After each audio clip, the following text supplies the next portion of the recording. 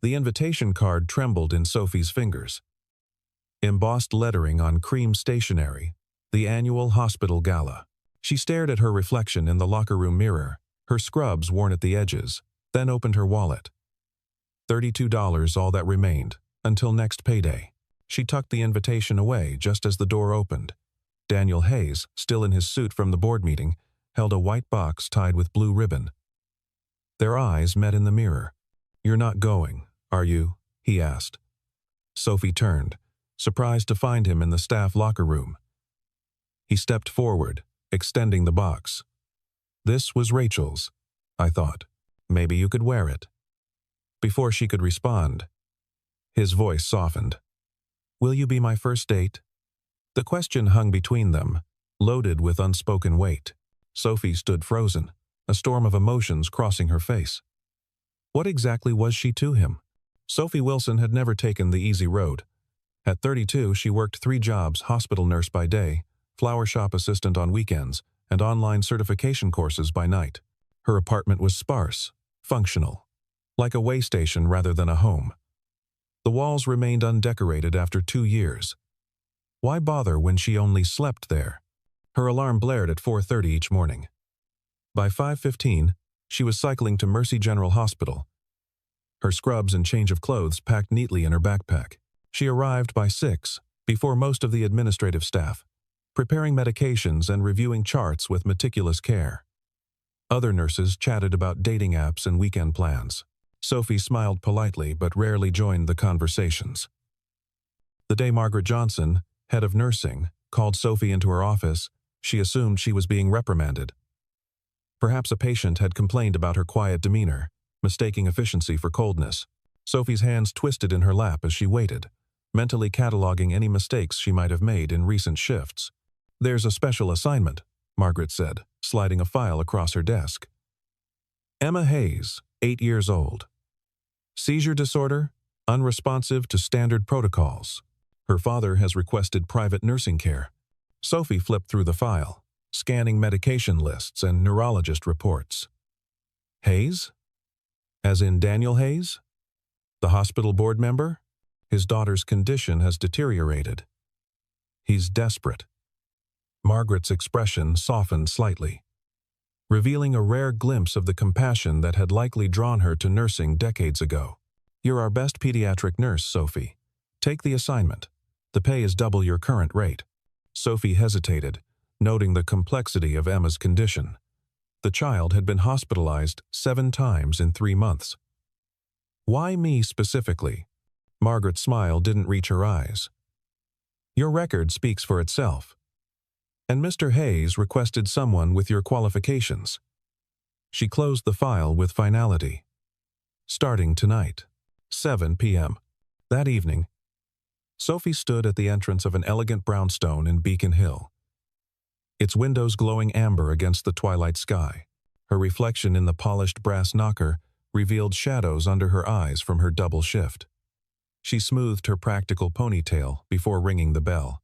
Daniel Hayes opened the door, his eyes hollow with exhaustion. Without a greeting, he led her upstairs, their footsteps echoing through the silent house.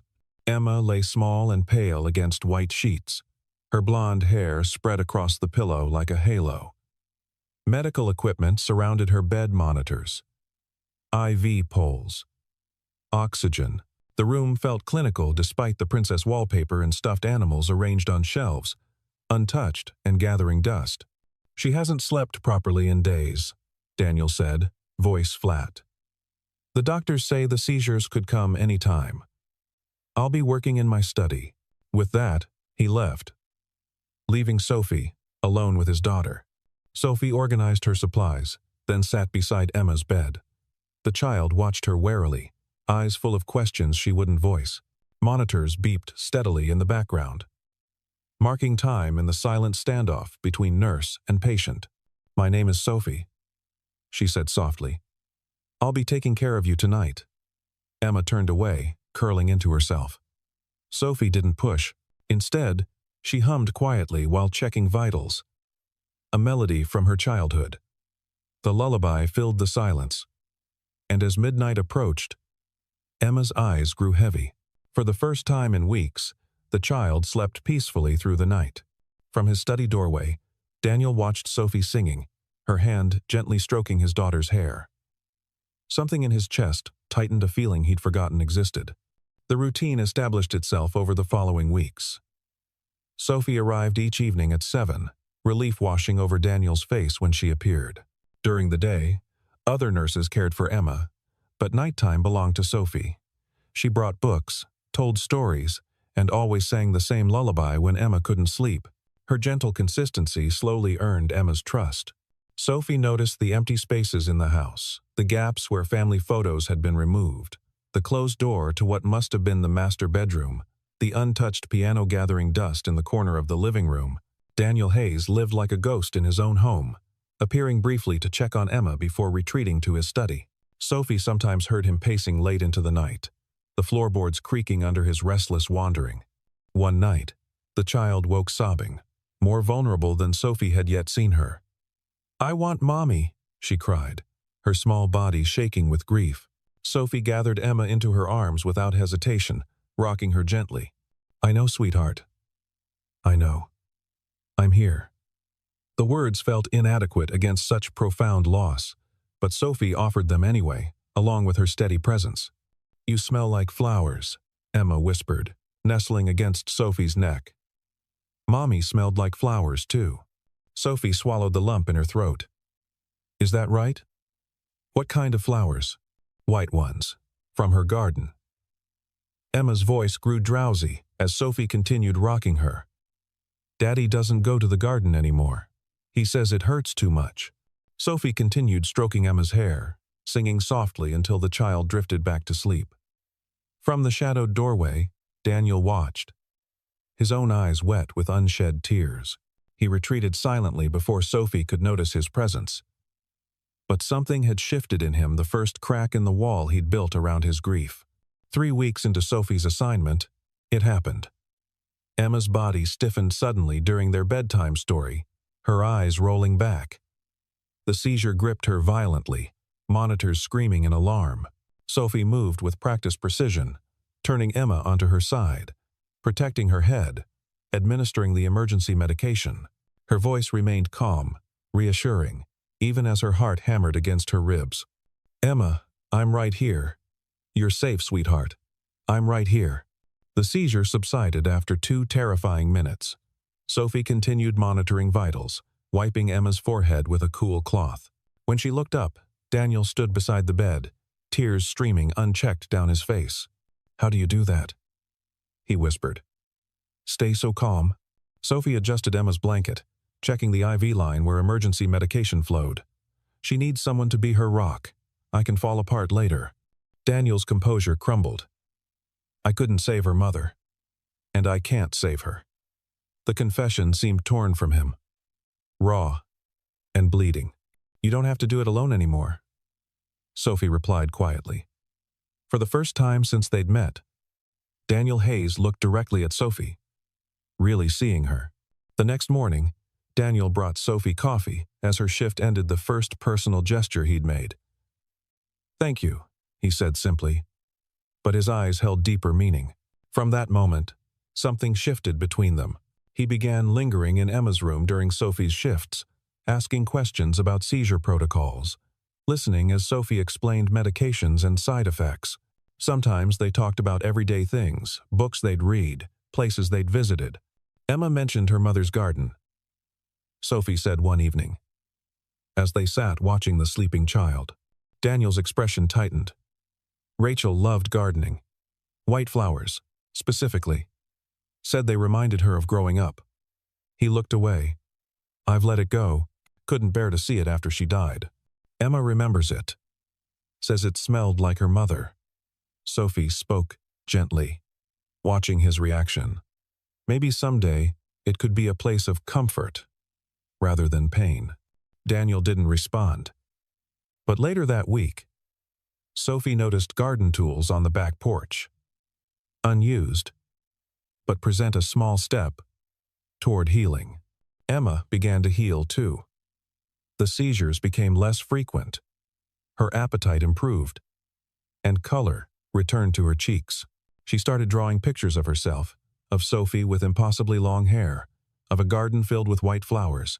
One afternoon, Sophie arrived to find Emma sitting up in bed, surrounded by colorful drawings. "This is our family," Emma explained, pointing to 3 stick figures holding hands. Sophie felt something warm unfurl in her chest. Dangerous and hopeful. She had no place in this family portrait. Yet Emma had drawn her there, holding hands with them. "It's beautiful, Emma," Sophie said, her voice steady despite the emotion tightening her throat. "You've captured your dad perfectly." Emma frowned. "No, silly. That's not just Daddy. That's you, and me, and Daddy." She said it with such certainty that Sophie couldn't bear to correct her. From the doorway, Daniel watched silently, his expression unreadable. The morning, everything changed, began normally. Sophie arrived for her shift, exchanging notes with the day nurse in the hospital hallway. Emma had slept through the night without incident, her medication levels stabilizing. As Sophie headed to Emma's room, Margaret intercepted her, her high heels clicking aggressively against the polished floor. "My office, now." Her tone left no room for argument. Inside the office waited Daniel, his face unreadable, and Dr. Weiss, the hospital administrator. On the desk lay Emma's chart and medication records. The atmosphere crackled with tension. "Miss Wilson," Dr. Weiss began, steepling his fingers. "Serious allegations have been made regarding your care of Emma Hayes." Sophie's stomach dropped. "What allegations?" Margaret pushed a medication log toward her. "You administered twice the prescribed dose of anticonvulsants 3 nights ago. Emma's blood work confirms it. She could have stopped breathing." "That's impossible," Sophie protested, scanning the log. "I always double-check dosages. I would never—" "Your signature is on the log," Margaret continued, pointing to a scrawled entry that only vaguely resembled Sophie's handwriting. "And security footage shows you accessing the medication cabinet at 11:47. I did access the cabinet, but I administered the correct dosage."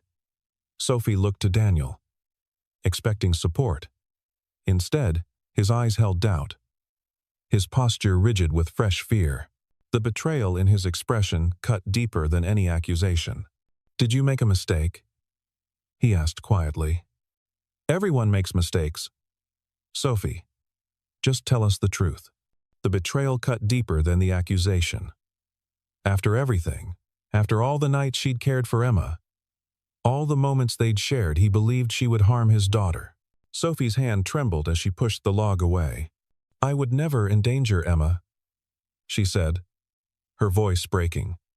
"Never. She means too much to me."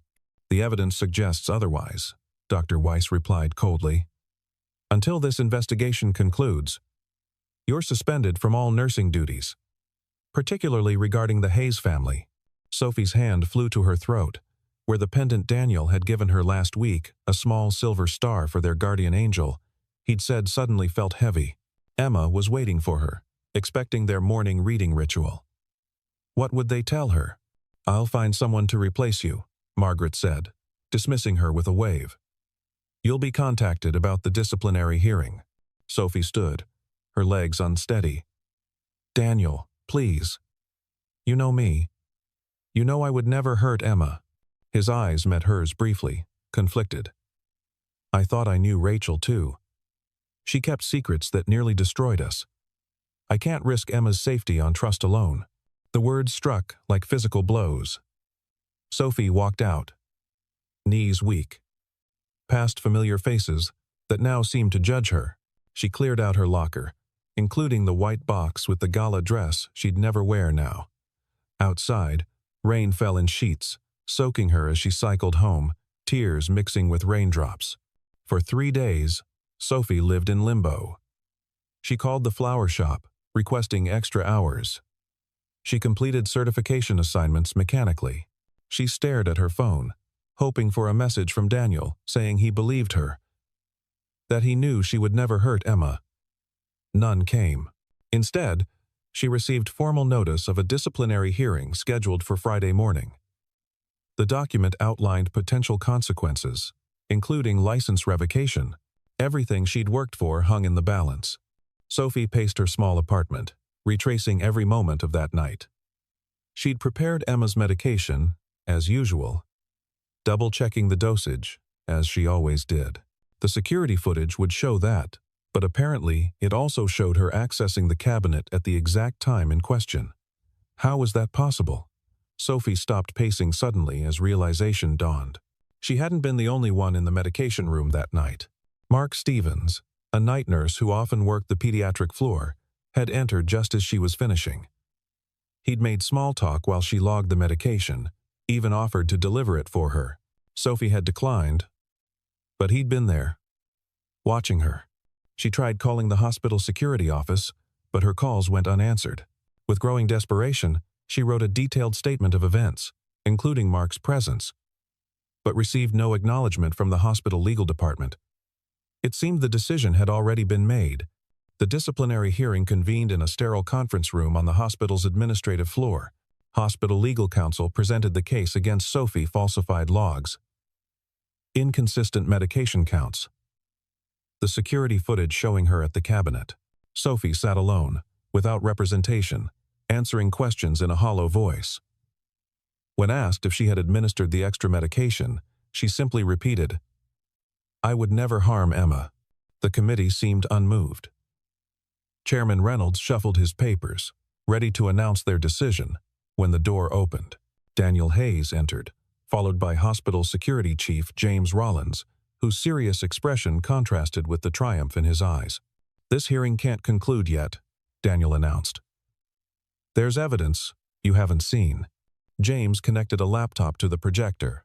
Security footage appeared on screen: the medication room from 3 nights ago. Sophie watched herself enter at 11:47, prepare Emma's medication, log it, then leave. 10 minutes later, another figure entered: Mark Stevens. He opened the cabinet, added something to the prepared medication bag labeled Hayes, Emma, then left without logging the change. The room fell silent. Margaret's face flushed crimson. "Mr. Stevens has confessed," James explained. "He was having an inappropriate relationship with Nurse Johnson and agreed to help discredit Sophie when Margaret expressed concern that Mr. Hayes was becoming too attached to her." All eyes turned to Margaret, who stood abruptly. "This is outrageous." "I never—" "We have his written confession," Daniel interrupted, his voice steel, "and emails between you discussing how to remove Sophie from Emma's care. You endangered my daughter's life to satisfy your jealousy."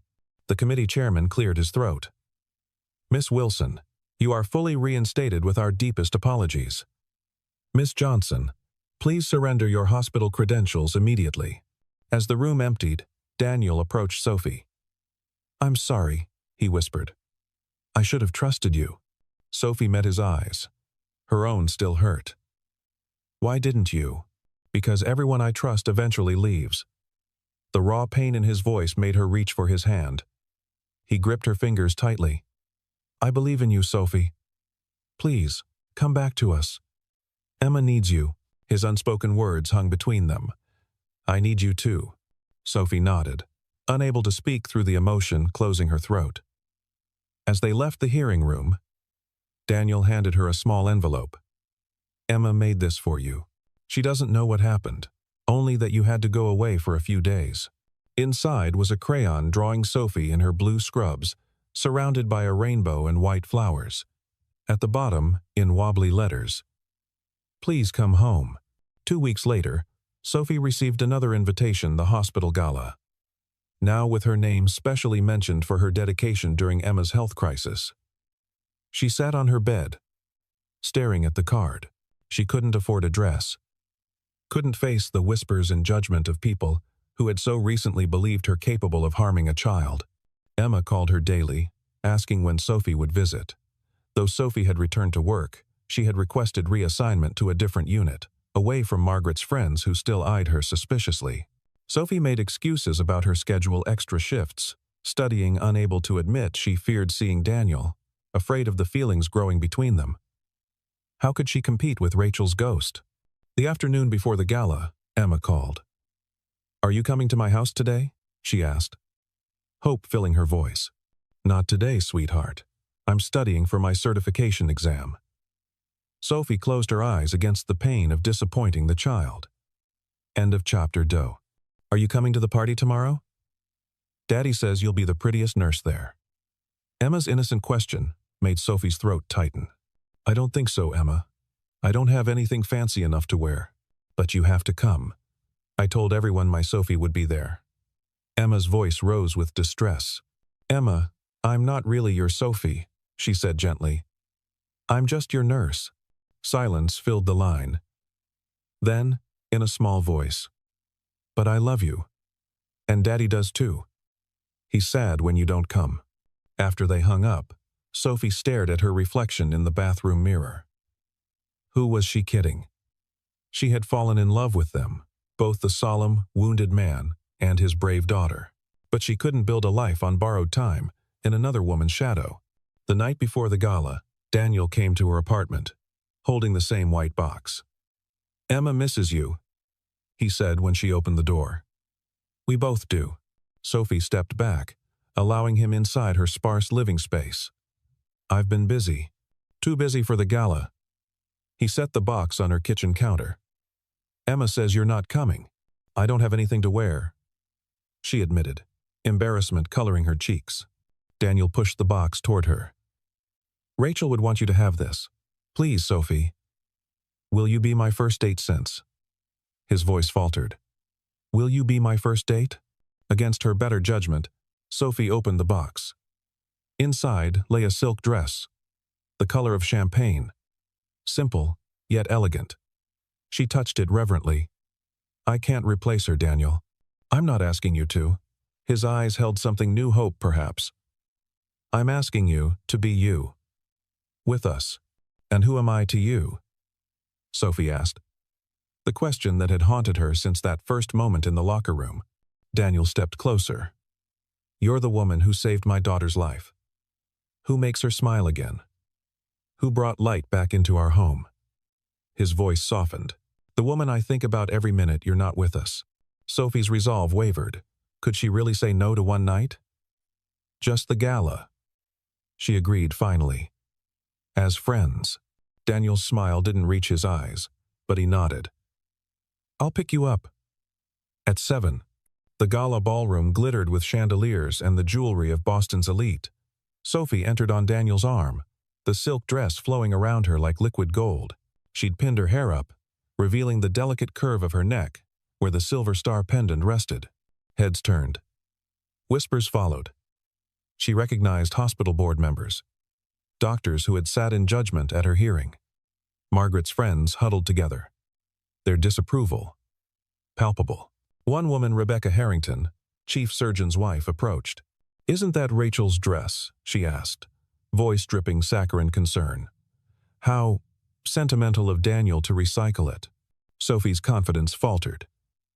Looking around, she saw Rachel's photograph among past donors on the wall. The same dress, the same pendant at her throat. Suddenly, Sophie felt like an imposter, wearing a dead woman's clothes, caring for her child, standing beside her husband. "Excuse me," she murmured to Daniel, slipping away toward the terrace doors. Outside in the cool night air, she gripped the balcony railing, fighting tears. What was she doing here? Playing dress-up in another woman's life? The pendant felt heavy against her throat. Sophie reached to remove it, when the terrace door opened behind her. Daniel stood silhouetted against the ballroom lights. "Sophie," he began, but was interrupted by the shrill alarm from Sophie's clutch, the special monitor connected to Emma's home system. Daniel's phone rang simultaneously, his face drained of color as he answered. "Emma's seizing badly," he said, already moving toward the exit. "The night nurse can't stabilize her." They reached the house in record time, sprinting upstairs to find Emma convulsing violently, the nurse frantically trying to administer medication with shaking hands. "Move," Sophie ordered, kicking off her heels. She assessed Emma's condition instantly. This seizure was different, more severe. The standard protocol wouldn't work fast enough. "Her emergency medication isn't working," the nurse stammered. "We need to call an ambulance." Sophie opened the medical cabinet, finding the stronger anticonvulsant reserved for hospital use. Without authorization, administering it was against regulations grounds for losing her license. She didn't hesitate. Drawing up the correct dosage, she injected it smoothly into Emma's foreline, then monitored her vitals with laser focus. Gradually, the seizure subsided. Emma's body relaxed. Her breathing steadied.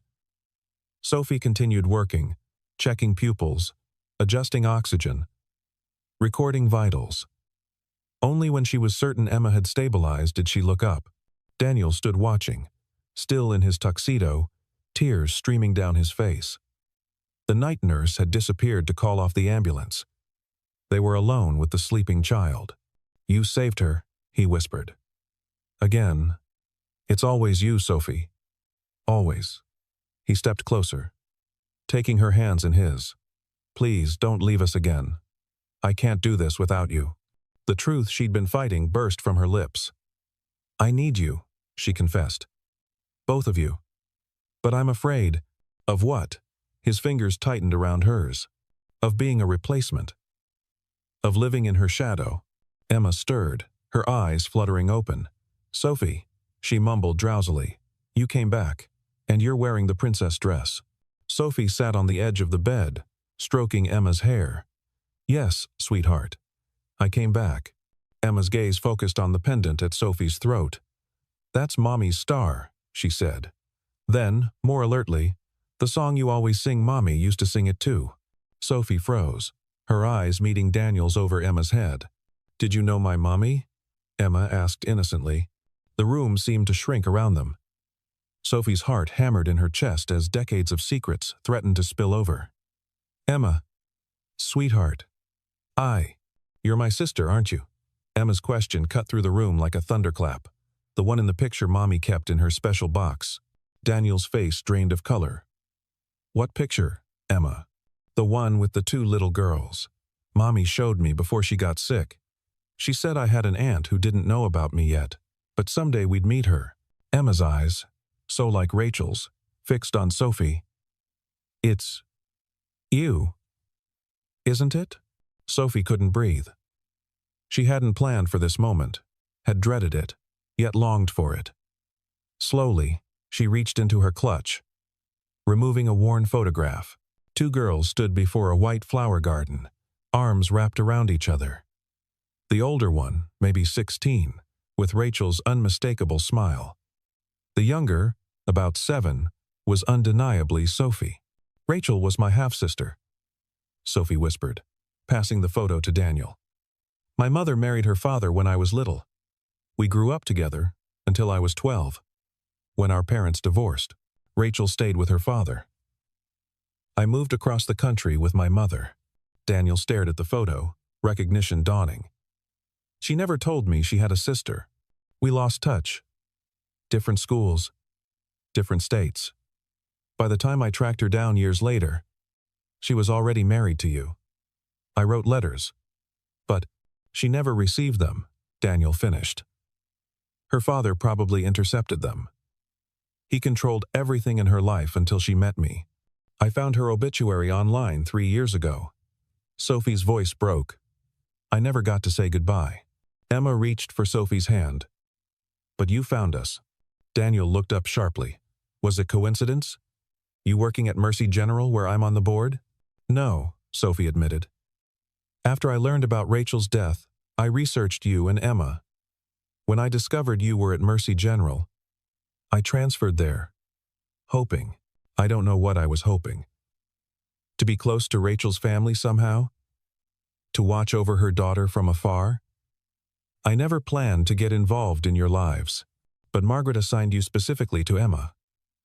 Daniel's voice hardened. "Was that arranged too?" "No. I was as surprised as you were. I intended to refuse the assignment. But when I saw Emma..." Sophie's eyes filled with tears. "She looks so much like Rachel. I couldn't walk away." Daniel stood abruptly, pacing the room. "All this time, all these months you've been caring for Emma, singing Rachel's lullaby to her, wearing her pendant. Her dress, were we just some connection to your sister?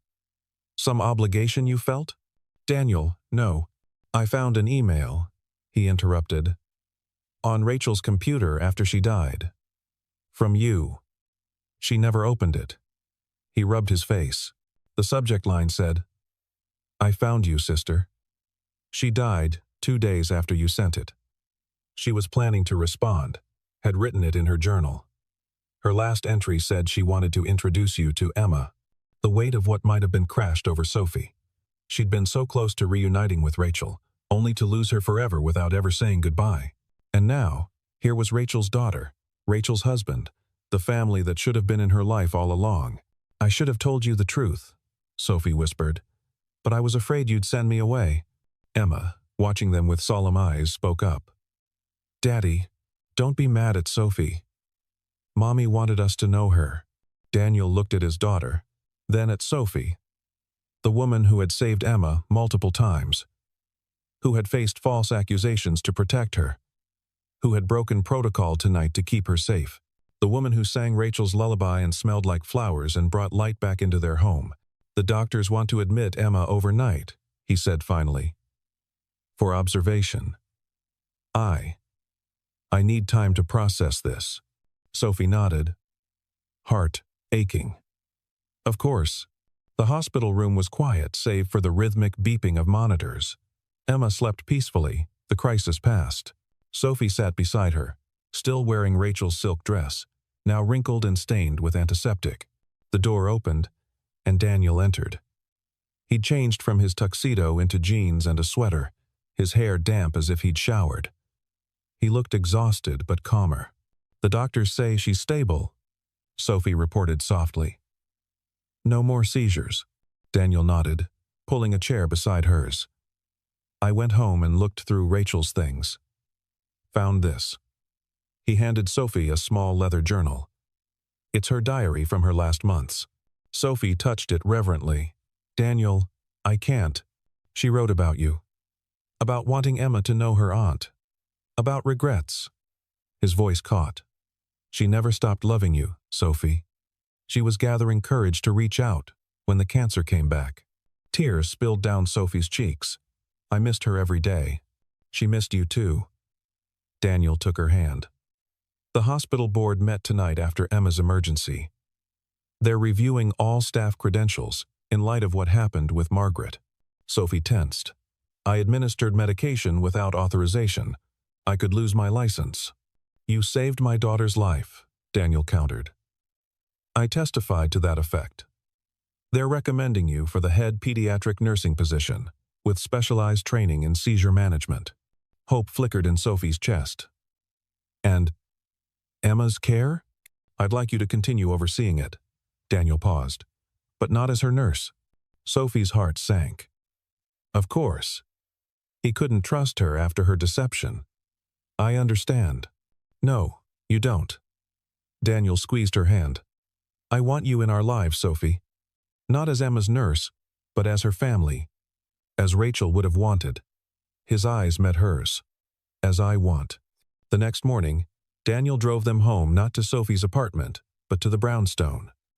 Emma, cleared by doctors, bounced with excitement as she led Sophie upstairs. I made space in my room for your things, she announced, showing off a cleared dresser drawer already labeled Sophie in crayon.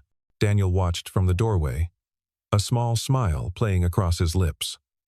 Emma has strong opinions about family living arrangements. I couldn't impose, Sophie began. Come see the garden, Daniel interrupted, leading her downstairs and through French doors to the backyard. Sophie gasped.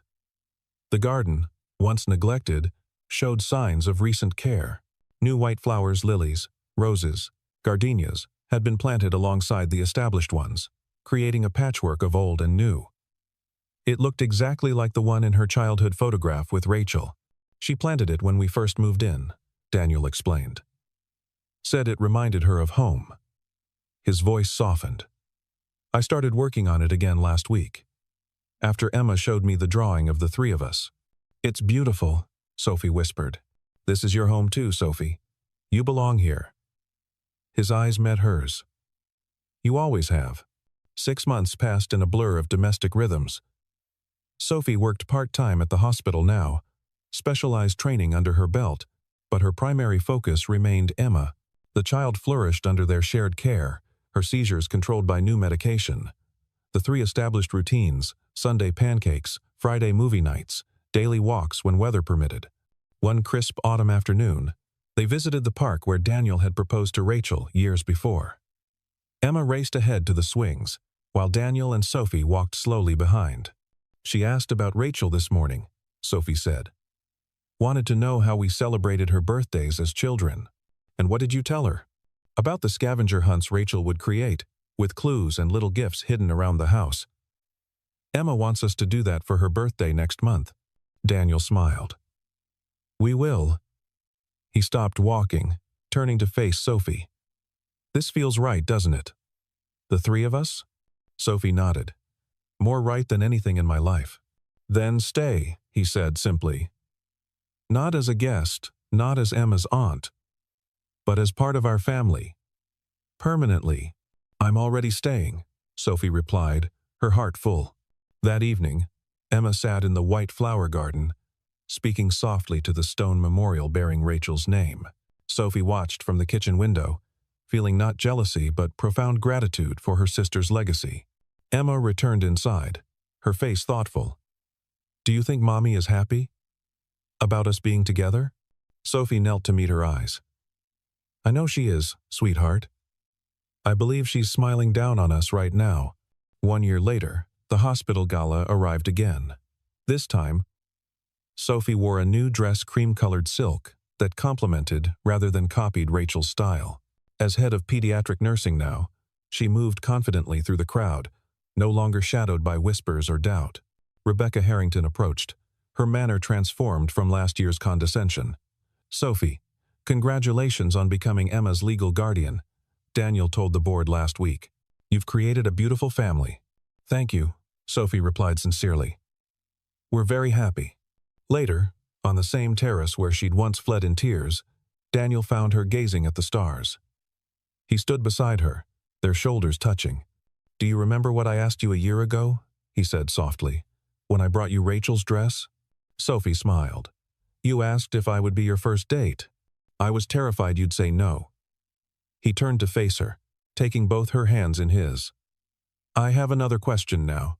Slowly, he knelt on one knee, revealing a ring not Rachel's, but one uniquely suited to Sophie, with a star-shaped diamond.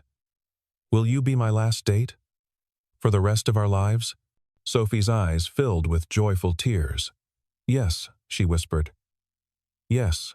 Through the glass doors, Emma watched, her face alight with happiness. "Thank you, Mommy," she whispered toward the stars, "for bringing my sister home." In the garden below, white flowers bloomed in the moonlight, as if in blessing.